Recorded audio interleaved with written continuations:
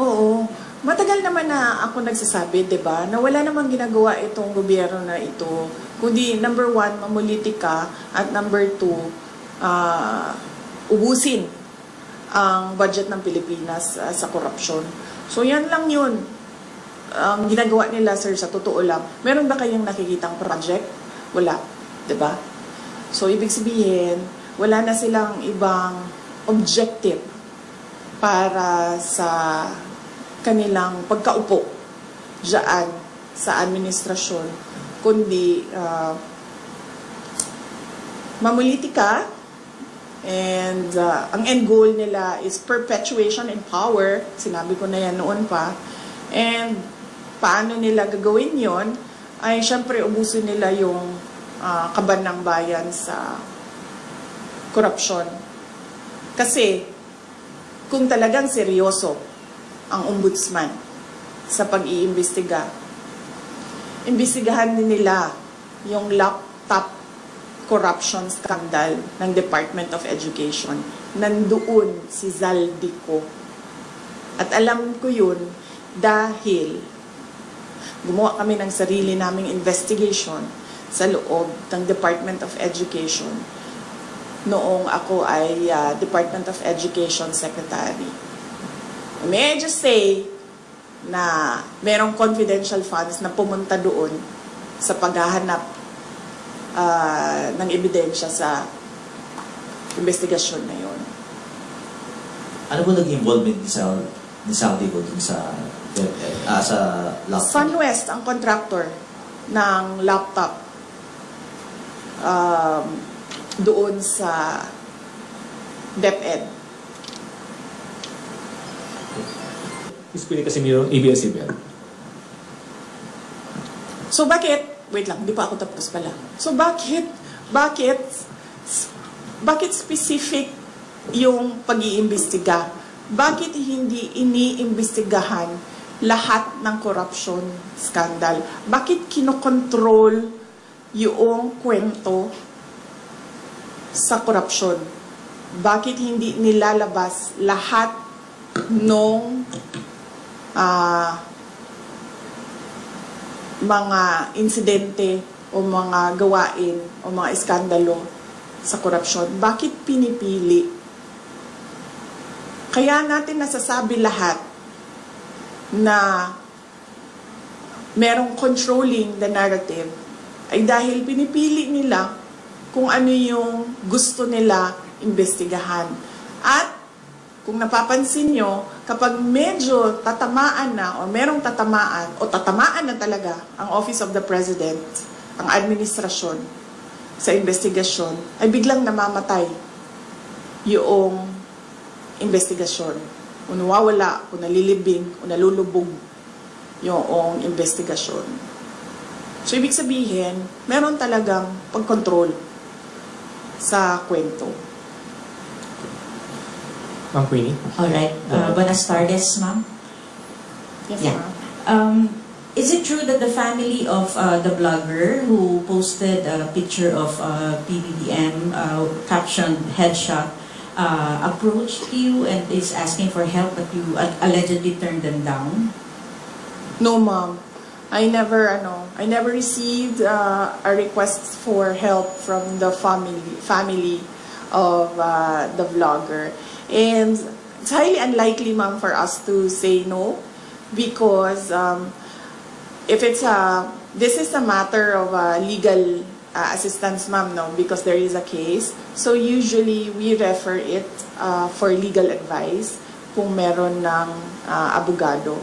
So very unlikely na humindi yung Office of the Vice President. Kasi ang protocol o ang SOP namin sa opisina na kapag merong lumapit ng tulong at example, pag-assess ng tao, legal problem siya, ay hinahanapan siya or pinapartner siya sa kung sino yung abogado na pwedeng magbigay ng legal advice. Next question. Another issue po, okay lang po. Okay. Former President GMA proposed a bill expanding or giving additional duties and responsibilities to the Vice President. Would you say na kulang pa ang existing duties po ninyo as VP? Meron pong bill, House Bill, si dating Pangulong Gloria Macapagal Arroyo of an OVP charter. Doon sa charter, kung makikita ninyo, nakalagay lang doon yung institutionalization ng mga units sa opisina ng Pangalawang Pangulo at nakalagay din doon ang organizational structure. Kasi pagpasok namin, ma'am, ang nangyayari, bago lahat, lagi, walang institutional memory ang Office of the Vice President. So bago siya lahat lagi. Pagpasok ng bagong Vice President, bago ang opisina, bago ang structure, ang HR structure niya, bago ang mga units. So ang ginawa namin, ma'am, para merong continuity sa lahat ng mga Vice Presidents ay ginawa namin ng charter. Dinify namin doon na dapat merong USEC, dapat merong ASEC, ang opisina, at dapat merong mga ganito na klase ng mga units, KM, HR, legal, finance, para hindi nahihirapan yung papasok na bagong Vice President. Kasama na din doon yung opisina, sana, permanent office, para hindi rin lumilipat kung saan-saan yung opisina ng Vice President. Ang pinakauna doon is that para alam ng mga tao kung nasaan ang Office of the Vice President. At pangalawa, para hindi palipat-lipat yung mga personnel ng Office of the Vice President kung saan sila titira. Dahil din kung saan nililipat sa kagustuhan ng Vice President kung saan siya ililipat. Nakalagay din doon, of course, yung security unit na naging controversial sa aking termino. At, well, yung OVP, him namin, at mga iba pang mga administration policies inside the Office of the Vice President. Kung makikita ninyo, wala kaming nilagay doon na specific project dahil ang office, ang function ng Vice President ay kumbaga constitutional successor. Yun lang ang only function ng Office of the ng Vice President. Pero sa atin, traditionally, ang Office of the Vice President ay binibigyan ng budget for the Vice President to decide on what his or her projects are, and then they can implement projects to complement the services of the other national government agencies. So, on that note, hindi namin nilagay yun, ma'am. Kasi baka, naisip ko, merong Vice President na papasok na wala siyang project, wala siyang gustong gawin, kundi maging constitutional successor lang.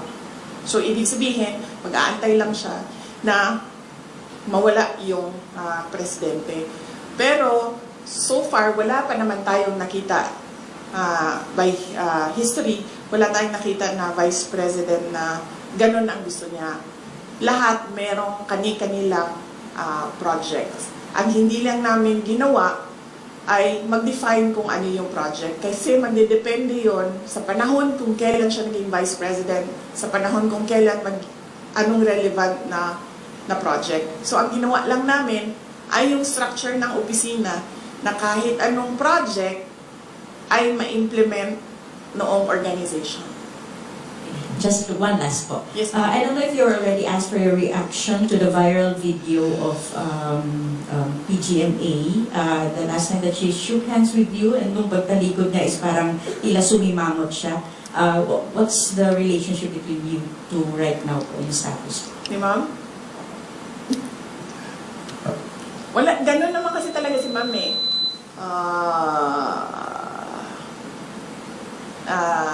Hindi lang sa akin.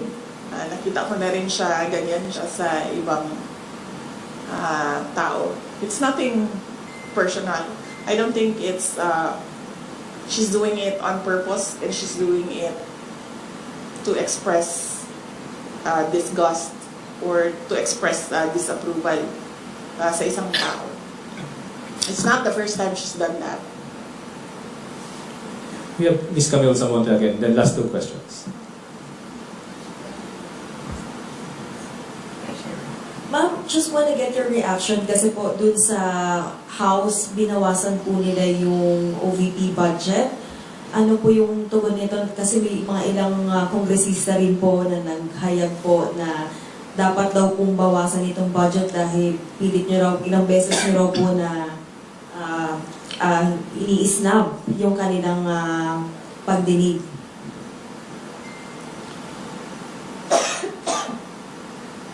Isang beses lang ako hindi pumunta. Sa plenary, 2 beses. Sa plenary, 2 beses ako hindi pumunta sa kanila. But beyond that, as early as August, I think August 15, nung tinanong na ako kung ano yung expectations ko sa budget hearings, sinabi ko na ang expectation namin ay bawasan nila ang budget of the office of the Vice President. Dahil sinabi ko at that time, it's the same administration, it's the same speaker of the House of Representatives, and it's the same set of characters. So on that point, tama nga ako sa sinabi ko noong August. Hindi man siya nakakagulat. Hindi na ako nagugulat sa House of Representatives. Last two questions. Sorry. Baka pwede niyo pong sagutin yung sinasabi ng iba, especially Congresswoman Lenny was saying that you're a brat. You would like to address that comment of her po? Oo. Kasi Yes. hindi ka nga daw sumipot sa budget. Oo. Ang administration, and that is led by Malacanang Palace, ang Makabayan, ang Akbayan, ang members of the Liberal Party, yung mga pink and yellow, and sabihin na lang natin yung 6th category, all others. Meron yan silang narrative about Inday Sara. Kung napapansin nyo, paulit-ulit lang yan na sinasabi nila.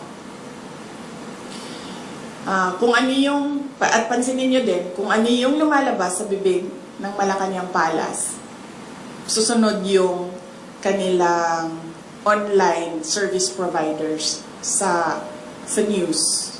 Whether it be fake news, bloggers, totoong news, or trolling, pare-pareho yung narrative nila. At pansinin nyo, lahat ng lumabas na mga articles, isa lang yan. Sinasabi nila, number 1, pro-China. Number 2, brat. Number 3, Lucaret, crazy. At number 4, nakalimutan ko yung isa. Ano yung isa, ma'am? Paulit-ulit lang yan sila eh. At confidential funds. Ilustay. Yan. Pro-China, Brat, Luka-Luka, at confidential funds. 4 lang yan. Pansinin nyo, inuulit-ulit nila yan. Hoping siguro na one of those will stick sa image or sa reputation para makasira sa akin. So, hindi ako nagtataka na magsasabi ng ganyan si Leila de Lima. Yung word na brat, ginagamit nila lagi yan. And more than that, hindi naman kasi parent ang House of Representatives for them to say kailangan disiplinahin ang Vice President. Dahil sa totoo lang, ang tawag nga natin sa kanila mga buaya, di ba? Ganun yung general perception for all members of the House of Representatives. So wala silang moral ascendancy over the office of the Vice President. But going back, that's a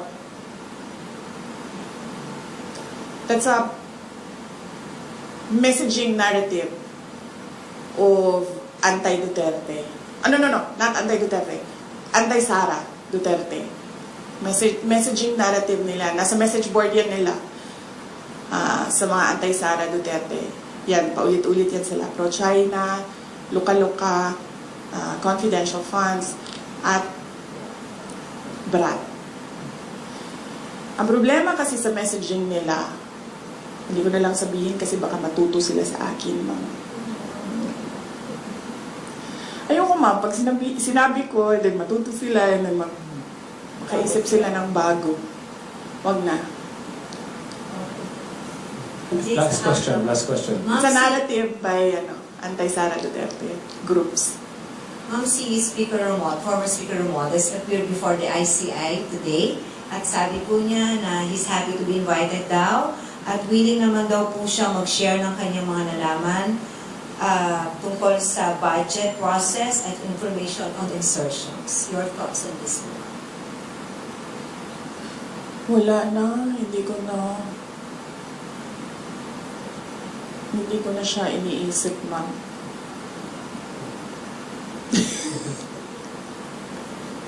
Wala akong comment, ma'am, sa kanyang pag-attend sa ICI. Sa ICI. Or do you believe in integrity of the ICI?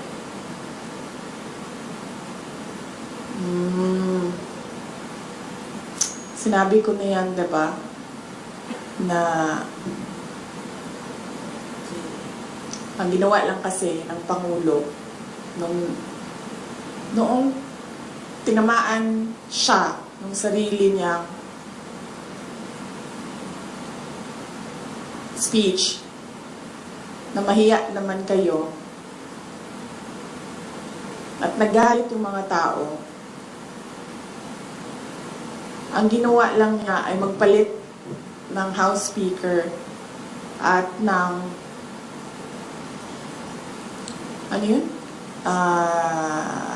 President ng Senate at gumawa ng ICI. Pero hanggang ngayon, wala pa rin nananagot. So, para bang ako dapat ang imbestigahan, ako din ang gumawa kung sino ang mag-iimbestiga sa akin. So, on the question of integrity, definitely,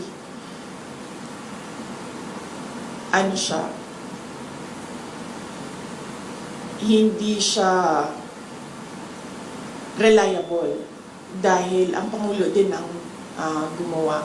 And again, going back to Mr. Billionario, bakit Billionario yung pangalan ng ninyo?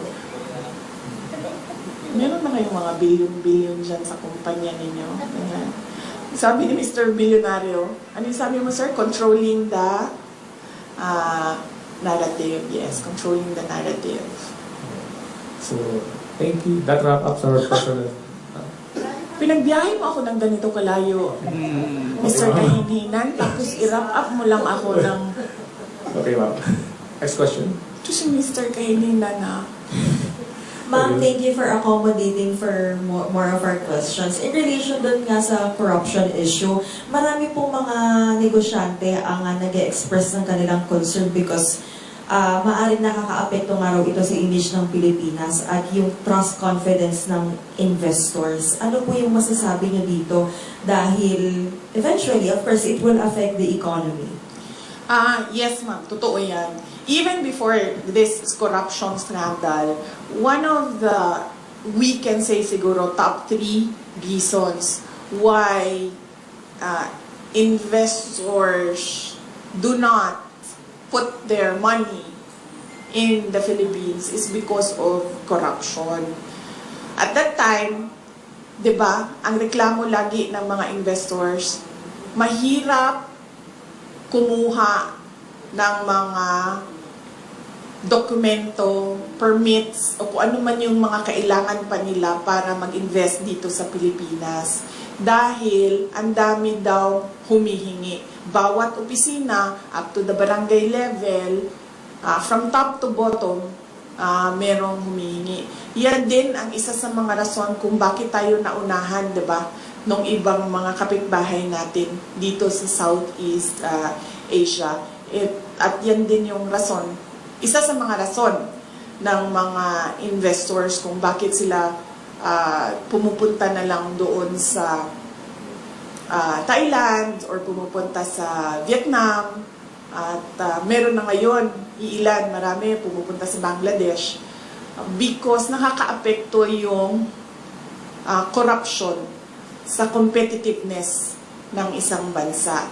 Yung corruption complaint ng foreign investors and even domestic investors, hindi yan ngayon lang. Malamang kung noon ang nangyari, malamang kung noon napapaisip pa ang investors na o sige, tingnan natin ang Pilipinas. Ngayon, after the corruption scandal of the administration, hindi na sila at all naglalagay or nag-shortlist ng Pilipinas. Siguro automatic na yun na let's not think about or include the Philippines. Kung dati pinag-iisipan pa tayo ng mga investors, ngayon hindi na. Pero yung corruption na yan, nandyan na yan. Complaint na yan ng mga investors dati pa. At bakit ko alam? Dahil naging mayor din ako. Nung mayor ako ng Davao City, syempre, ang gusto namin na pumasok na pera sa Davao City ay yung galing sa labas, diba? Whether it be from Visayas or other parts of Mindanao or from Luzon or from other parts of the globe, gusto namin pumasok siya sa Davao City. At pag napapansin namin, pag kinakausap namin yung investors, meron kami sa Davao City, yung Davao City Investments and Promotion Center, DCIPC namin. At pag napapansin namin na hindi pumupunta, tumitingin, tapos hindi na bumabalik, or nag-a-attempt mag-open, pero hindi natutuloy, pag tinatanong namin, yung merong researchers yung office na yon, nag-i-interview sila, isa doon sa mga sinasagot, corruption. Kasama doon ang cost ng investment. Tubig, kuryente. Sunod dyan ay connectivity. Sabi nila, masyadong mabagal ang IT infrastructure ng Pilipinas. At nandoon na, dati pa, yung corruption. Kaya sinasabi ko, noon, kinoconsider tayo, ngayon, hindi na talaga. Dahil sa ginagawa ng administrasyon. Amidst the situation that we have now, like, yung mga issue, corruption, rallies here, there, yung kanya-kanya ng air ng grievances or disappointment ng mga Filipino. As Vice President, ma'am, what else could be done? I mean, there's ICI, and ang dami na nagrarally. Ano bang pwede pang gawin, ma'am? Alam mo, ma'am, as Vice President, akala ko Vice President. As Vice President, sa amin, ma'am, well, we talk about it, ma'am, because lahat naman tayo mayroong constitutionally protected freedom of speech and expression. And we talk about it because that is the essence of democracy. Walang good governance, walang demokrasya kung hindi nakakapagsalita ang mga tao kung ano yung katotohanan na nakikita ng sarili nilang mata. In the hope na yung gobyerno makikinig. Kasi ganun dapat yun, di ba? May feedback ka dapat sa mga ginagawa mo. Para, number 1, nakukorek mo yung sarili mo. Number 2, responsive yung ginagawa mo. Number 3, relevant siya sa bayan kung ano yung ginagawa mo. Pero, wala naman, hindi nagkukulang yung mga tao sa pagsasabi kung ano yung mali. Nagkukulang yung administrasyon sa pagtugon doon sa mali. Mr. Bilyonaryo, sino may-ari ng bilyonaryo? Hindi mo rin alam. Kasi nagtataka talaga ako of all the names.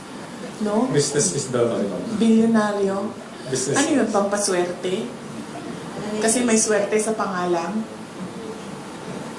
Kinungso yung pangalan ninyo.